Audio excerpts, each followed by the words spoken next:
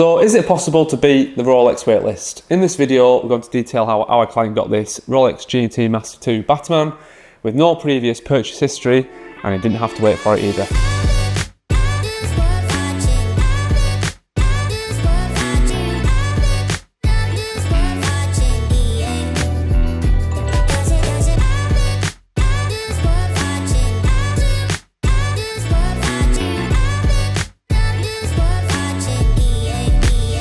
So as you know, if you're trying to get a Rolex in the UK from any Rolex boutique, it is almost impossible to try and get something like a G&T Master 2 or like a Steel Submariner. Most of the sports models have a waiting list for 3, 4, 5 years, and they kind of want you to buy things like jewellery, other Swiss watch brands and things before you can even get the watch of your dreams. So this particular client who managed to get this at retail price with no purchase history, he has purchased a number of watches throughout the UK at boutiques, kind of things that he didn't actually want. So he had a nice Perpetual 36 with a silver dial, not a bad watch in all truth.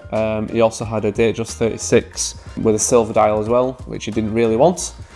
But yeah, he managed to get this watch at retail price, just walking in, picking it up with no previous spend history, and he picked it up instantly as well. So we'll let you dive in and find out how. So this all came about when this client was actually travelling through one of the major European airports. So you'll probably find that most major airports have Rolex boutiques in there. And he just thought, oh, try my luck today, and he wandered on in. So there was 3 or 4 cabinets with watches, as you know, and as we're familiar with now, full of exhibition models, which no one can buy.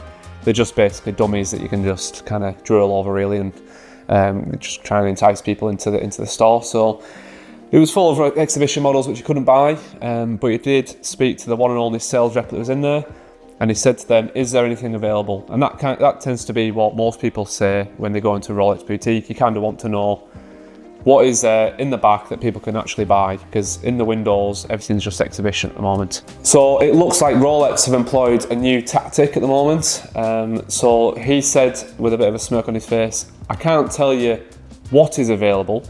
You have to specifically ask me for a certain model that you want.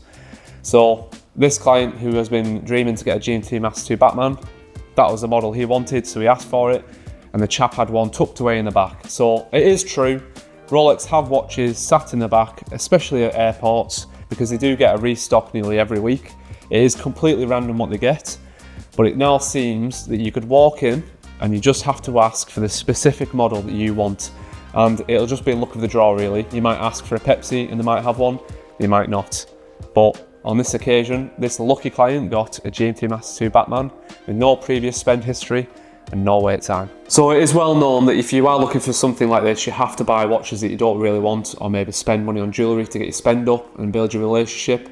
It's a bit of a farce, but Rolex are really, really good at controlling the market. So going into an airport, whenever you're travelling, it's always worth trying your luck. But my top tip at the moment is walk in there, speak to the sales rep, build a little bit of rapport and have a good crack, and just say exactly which model you want, because on the day you might get lucky and you might get something like this. So be prepared for the sales process when you are buying a watch like this from Rolex. They'll sit you down with a drink and then they'll ask you a whole host of questions. Feels a little bit like an interrogation, but they'll find out, they want to know exactly where you work, your date of birth, where you live, what hobbies you have, what other watch brands you like and why you like them, and why this is the watch that you like. So another added bonus when buying from an airport, which not many people know about, this was actually purchased duty free, so you got 20% discount from the retail price as well. So absolutely immense savings, and it's just an added bonus when you manage to buy a watch from the airport really. And it doesn't just apply to Rolex, you can buy other Swiss brands at airports. But yeah, it's worth having a look when you're travelling. So buying a Rolex, it is a bit of a game at the moment.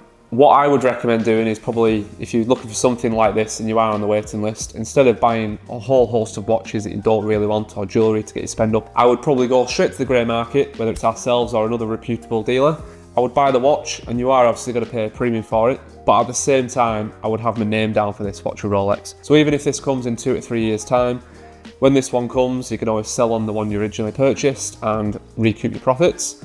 And at the same time, you can also, when you're travelling, nip into airports, try and put your name down. And so you can also pop into airports whenever you're travelling and try your luck. But I think you've just got to do a whole host of things to try and get the watch that you want. without spending too much money with ADs, buying things that you don't really want. So it's also pushed a lot online at the moment about the white swing tags with watches, and most places are saying that it's European retailers that aren't giving you the white swing tag. This particular watch from a European airport actually came with a bezel protector, both swing tags, so the white tags there, and absolutely everything with it, including the white out sleeve. So I don't think it's all European ADs holding back the white swing tag. I've also seen recently UK ADs holding the white swing tag. We've had a client buy a full Everose Sky Dweller with a blue dial. The UK AD kept hold of that, which is a real shame on a watch that's that expensive, because when he does come to sell it, maybe now or a few years down the line, retailers like ourselves are wanting to see the white swing tag for a precious metal watch, especially like John Mayer's and things as well, because you just want to make sure that you can check the dial code and make sure the dial has not been swapped out. So yeah, I think it's European, UK, international. I think some ADs, they are franchises. Some of them are keeping the white swing tag and some are not. So how have you found it buying a watch at the airport? Have you ever bought duty-free watches? Have you ever picked up a Rolex, it's a sports model, without having to wait with no purchase history? We are interested to know, so please let us know in the comments below. But from our perspective and what we've heard, it does seem that Rolex have employed a tactic. So it does seem that Rolex have employed a new tactic where you have to specifically go in and ask for the exact model you want, and they will not tell you what popular watches they've got tucked away in the back. So yeah, we want to hear your stories in the comments below. Have you ever purchased a Rolex at the airport, or have you just given up on the entire Rolex game? So thank you very much for watching and subscribe.